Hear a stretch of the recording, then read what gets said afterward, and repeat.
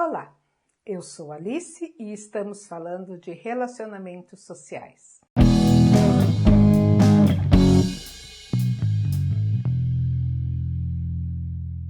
Na minha infância e adolescência, a gente costumava dizer muito para provocar os colegas, né? Não sei, não quero saber e tenho raiva de quem sabe. Naquela época, 40, 50 anos atrás, o acesso ao conhecimento era muito difícil. Então tinha muita coisa que a gente não sabia de fato. O não querer saber era porque buscar o conhecimento era muito difícil.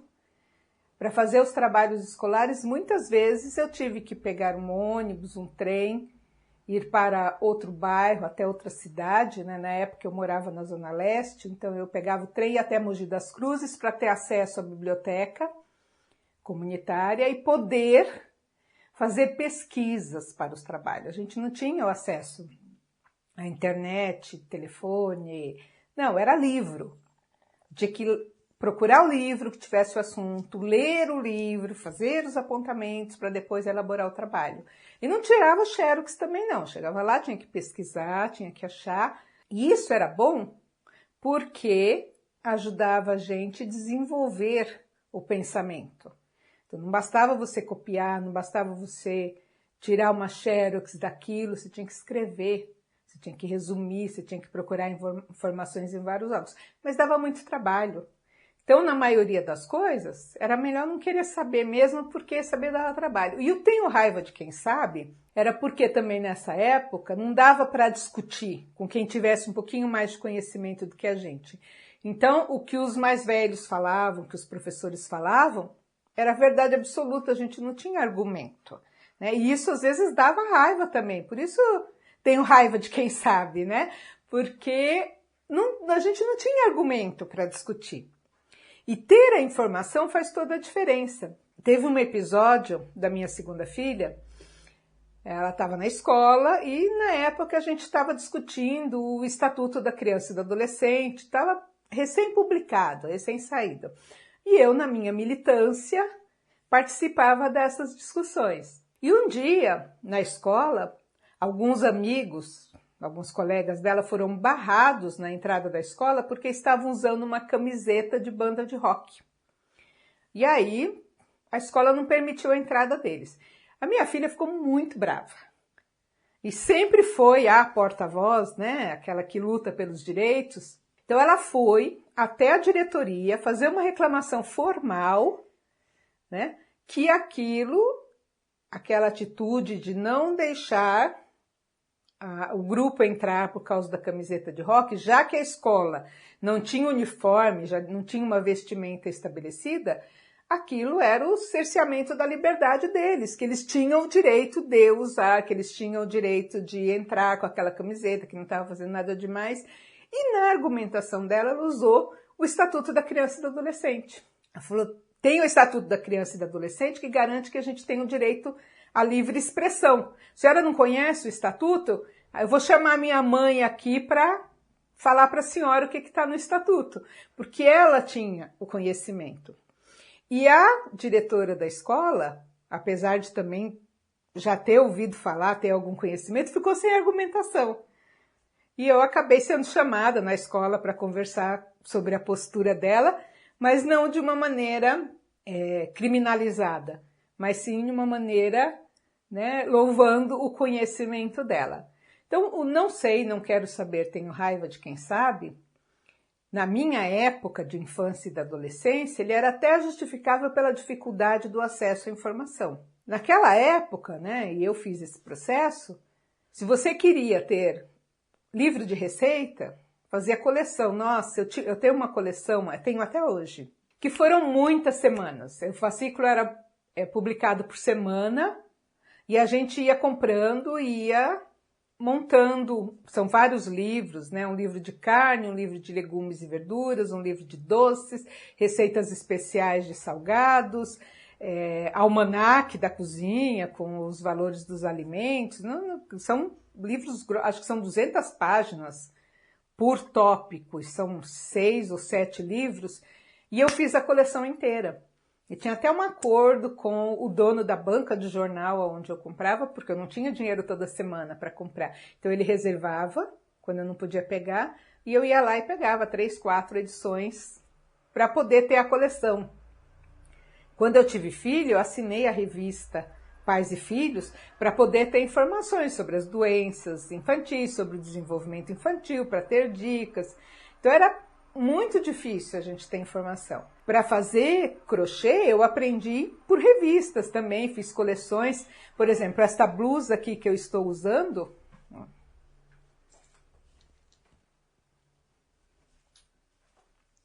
eu terminei de fazer agora.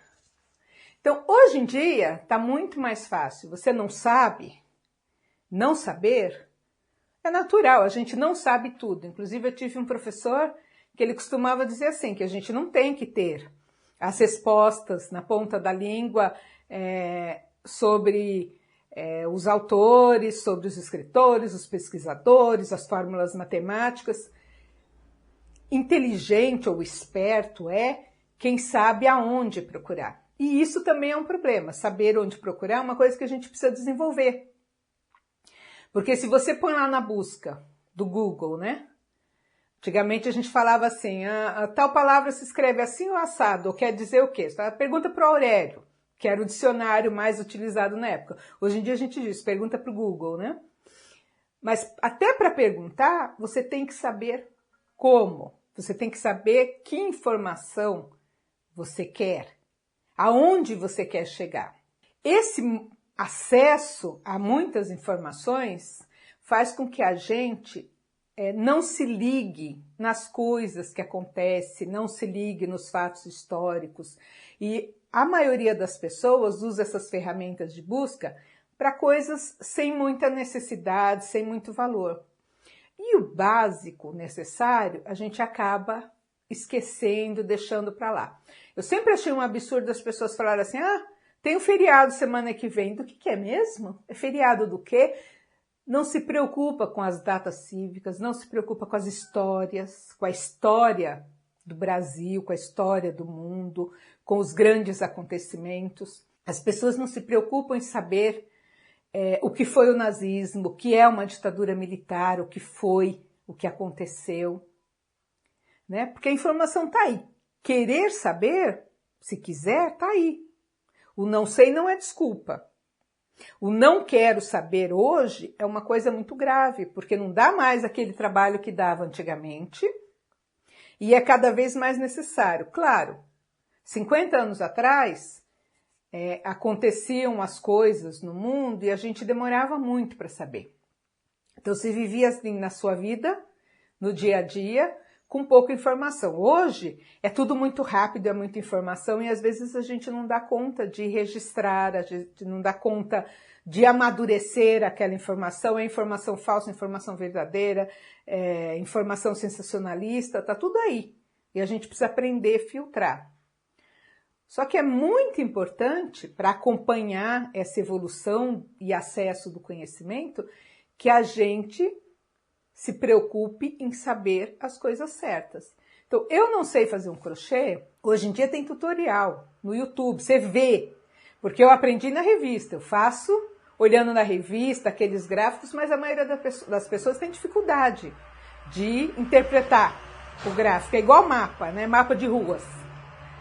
Eu sempre tive facilidade de localizar a rua, o caminho, o mapa, meu marido nunca conseguiu fazer isso. Hoje em dia, os aplicativos mostram para a gente e até falam, né? Virar à direita, virar à esquerda, mantenha-se na faixa de direita para entrar na rua tal. Até falam com a gente para facilitar a vida. Só que nós precisamos nos preocupar em acompanhar esse desenvolvimento, esse acesso às informações.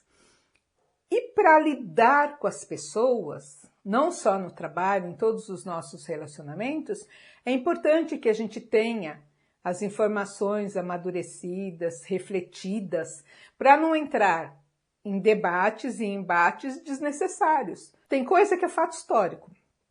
Claro, quem escreveu o fato histórico não necessariamente buscou todas as informações e também está contaminado pelo seu próprio olhar. É só pensar na história do descobrimento do Brasil. A gente comemora, a gente fala lá que... Tem até uma musiquinha que eu aprendi na escola que dizia assim que Dom Manuel Venturoso era rei de Portugal e pediu para ir às Índias Pedro Álvares Cabral. Navegou até que um dia uma terra ele avistou e num porto bem seguro com alegria ele ancorou. A gente aprendeu assim na escola. Aí tem estudos dizendo que não foi bem assim, teve gente que chegou antes no Brasil. Se a gente pensar, os portugueses descobriram o Brasil, mas os índios já estavam aqui, já eram donos da terra, então que descoberta foi essa? Foi uma posse, uma colonização. A gente vai juntando mais dados para refletir, mas tem um referencial. E é importante que a gente saiba que referencial é esse. É importante que a gente saiba o que foi a Revolução Constitucionalista, né? Aqueles 4 estudantes que viraram mártires, que é MMDC. O que é isso, MMDC? A gente tem lá no Butantã a rua MMDC e a rua Martins, a rua Miragaia, a rua Drauzio e a rua Camargo. Mas o que é isso? História. É importante que a gente saiba o que foi o processo da ditadura no Brasil, o que aconteceu durante e como a gente saiu dele. As manifestações para as diretas, tudo isso é história, é fato histórico que reflete nos dias de hoje, que tem o seu lado bom e o seu lado ruim, e a gente precisa conhecer minimamente para poder falar a respeito, para poder ter uma decisão política. As políticas públicas, a mesma coisa. A assistência social, ela nasceu, né, da ajuda, do trabalho das igrejas, do trabalho de algumas associações, de algumas religiões, que ajudavam as pessoas. Então, qualquer coisa servia porque era ajuda. Com a luta, com o passar do tempo, né, com o aumento das necessidades, ficou evidente que precisaria ter políticas públicas, que não era só de dar favor, é uma questão de direito, o direito à moradia, o direito à alimentação, o direito à educação, o direito à liberdade de expressão. São direitos que precisam ser trabalhados e que não é só para a população em situação de vulnerabilidade, é para todos nós. Todos nós temos direitos, o direito ao acesso à saúde, só que tem as condições do momento, o sistema público, a questão da cabeça dos governantes daquele período que investem ou não naquelas políticas públicas e que a gente precisa lutar por isso. As eleições são para a gente escolher os candidatos que vão lutar pela gente, mas se a gente não continuar acompanhando depois que a pessoa foi eleita, ele vai lutar pelos direitos dele, ele não vai lutar pelos direitos da população. Então, é importante que a gente pense, eu não sei, mas eu quero saber. É importante eu saber. A informação está aí, não custa nada eu saber um pouquinho disso. E não ter raiva de quem sabe. Procurar na história, nos referenciais, nos documentos, nos estudos, as informações que a gente precisa para desenvolver os nossos trabalhos, os nossos relacionamentos. Tive um funcionário, Júlio, no serviço de abordagem, que eu achava muito interessante. Ele não tinha trabalhado, ele veio transferido de um outro serviço de acolhimento para trabalhar no serviço de abordagem. Ele tinha uma capacidade de perceber na rua as pessoas que estavam perdidas. Então, que tinha comprometimento mental, ou idoso, né, que tinha questão do Alzheimer, estava em situação de rua, ele tinha ali um feeling, um alarme dentro dele, que ele identificava. Então, quase toda semana ele identificava alguém que estava perdido, ele acessava aquela pessoa, ele conseguia fazer a abordagem, ter o mínimo de informação e muitas vezes ele conseguiu devolver a pessoa à família. A família estava lá desesperada porque o seu ente querido, que tinha um comprometimento mental, que não sabia voltar para casa, tinha sumido e, de repente, pelo feeling do Júlio, pela abordagem dele, pela sensibilidade dele, a gente acabava devolvendo esta pessoa à família. E eu observava isso e prestava atenção. Isso é habilidade desenvolvida. É o fato de estar atento ao que está acontecendo. E isso vale nos nossos relacionamentos, principalmente na área social. Então, as habilidades, elas precisam ser desenvolvidas, as informações precisam ser adquiridas. Assim, mas eu não sei fazer isso. Se quiser, aprende. Até a questão das habilidades de escuta, de resiliência, se a gente for lá pesquisar, a gente vai achar alguma informação. Então, às vezes não é tudo que a gente precisa. Nem a informação comporta exatamente o que a gente precisa, nem a gente consegue acessar todas as informações que a gente precisa. Mas para dar uma ideia, até para você saber filtrar o que você precisa desenvolver, aonde você precisa investir. Então, hoje em dia, o não sei não é desculpa. É só uma condição que pode ser remediada, que pode ser trabalhada. Eu quero fazer uma blusa de crochê, uma toalha de crochê, uma outra roupa, uma roupinha de bebê, é só querer, dá para fazer. É fácil, nem todo mundo tem habilidade para o crochê. Essa blusa, por exemplo, eu comecei a fazer ela muito tempo atrás, não me lembro nem quanto, numa revista. Aí eu emprestei a revista para alguém e a pessoa não me devolveu. Eu abandonei o trabalho. Aí estamos nesse período aí de isolamento social. Falei, eu vou terminar. Da minha cabeça, com a minha experiência, pelas outras coisas que eu já fiz, consegui terminar a blusa que eu queria fazer. E assim é com tudo. Você querendo, identificando o que você quer, dá para procurar, dá para saber. Então, se você não sabe, queira saber e não tenha raiva de quem sabe. Use as ferramentas que estão aí à disposição e desenvolva suas habilidades. Você pode até descobrir que o crochê não é sua praia. Você pode bordar, você pode cozinhar. Hoje em dia eu quero fazer uma receita, eu não preciso mais acessar meus livros de receita. Procura lá que você com certeza vai achar nas redes sociais, né, nas ferramentas, alguma receita relacionada àquilo que você quer fazer. Às vezes a gente ganha lá na cesta básica, por exemplo, pacote de polvilho. O que eu faço com polvilho? Procuro 500 mil opções. E é importante que a gente tenha minimamente essa informação. E quem é orientador socioeducativo precisa ter minimamente as informações. É como a gente ser mãe, ter que ajudar nas lições de casa dos nossos filhos.